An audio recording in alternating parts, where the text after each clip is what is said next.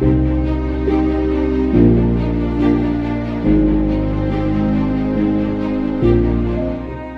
देहरे बल अच्छी ना किछि जानी पारुछंती। देहरे जीवन अच्छी हेले 13 वर्ष हैला एमिति अचेत होई बेड रे पड़ी रहिछंती। 13 वर्ष हैला वृद्ध बापा माँ पुओ को केवल बंचई रखिबाकू निजर संचय अर्थ सारी देलेनी, किंतु ना पुओ भल हेउछि ना काहाकू चिन्हि पारुछि। डाक्तर ठीक हेबार आशा मध्य छाड़ी दैछंती। आमे कहूछु गाजियाबादर हरीश राणा को कथा।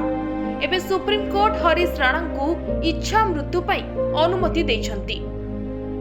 सुप्रीम कोर्टर जस्टिस जेबी पारिदवाला और जस्टिस केवी विश्वनाथ को खंडपीठ इच्छा मृत्यु को अनुमति प्रदान करिसेंती।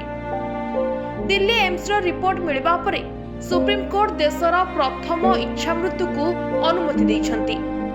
पूर्व शुणाणी रे सुप्रीम कोर्ट हरीश को परिवार सह आलोचना करथिले। 100% दिव्यांग हरीश ठीक हेबा आशा नथिबारु बापा माँ इच्छा मृत्यु दाबी करथिले। इच्छा मृत्यु पई सुप्रीम कोर्ट रे मामला दायर करथिले।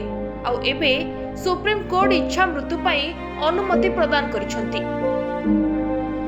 सुप्रीम कोर्ट दिल्ली एम्स को मध्य हरीश राणा को रिपोर्ट मागिथिले, जोंथरे एम्स कहिथिला हरीश केबे भी ठीक होई परिबे नाही। एम्स रो एही मत परे जस्टिस जेबी पारिदवाला कहिसंती एहा अत्यंत दुखद रिपोर्ट। आमे निष्पत्ति नेबा कठिन, किंतु युवकों को एभली दुखरे रखि परिबा नाही। 13 वर्ष हैला हरीश अचेत होई शय्याशायी रहिसंती। तांको शरीर रे जीवन अछि, किंतु एहा केवल आर्टिफिशियल लाइफ सपोर्ट सहायता रे चलिछि। हरीश को कहानी एक दुर्घटना आरंभ होइछि। 2013 रे पंजाब विश्वविद्यालय रे इंजीनियरिंग पढ़ुथिबा बेले से चंडीगढ़ रो एक हॉस्टेल रो चतुर्थ महला रो खसी पड़िथिले। एही दुर्घटना रे तांकर मस्तिष्क रे गुरुतर आघात लागिथिला, जहा तांकू कोमा रे पकाई देथिला। सेबेठारो से ट्रेचोस्टोमी ट्यूब रे निश्वास नेउछंती एवं गास्ट्रोजेजुनोस्टोमी ट्यूब रे खाद्य ग्रहण करूछंती। डाक्टर माने कहिसंती जे तांकर मस्तिष्क रो क्षति स्थायी एवं ठीक हेबार कोनोसी आशा नाही। ताको परिवार कहिसंती जे हरीश कोनोसी व्यक्ति को चिन्हि पारु नाहंती, कथा कहि पारु नाहंती बा सुनि पारु नाहंती। केवल निद्रा जाग्रत चक्र चलिछि, किंतु कोनोसी सचेतनता नाही।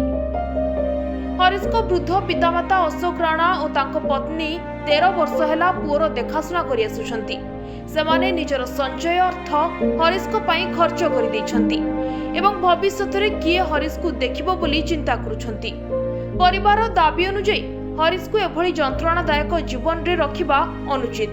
सेमाने प्रथमे 2024 रे दिल्ली हाईकोर्ट रे पिटिशन दायर करथिले, किंतु हरीश टर्मिनाल इलनेस रे नथिबारु कोर्ट एहाकू खारज करथिले।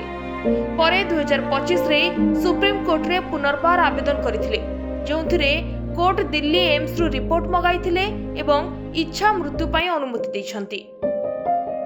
Report Odisha connect.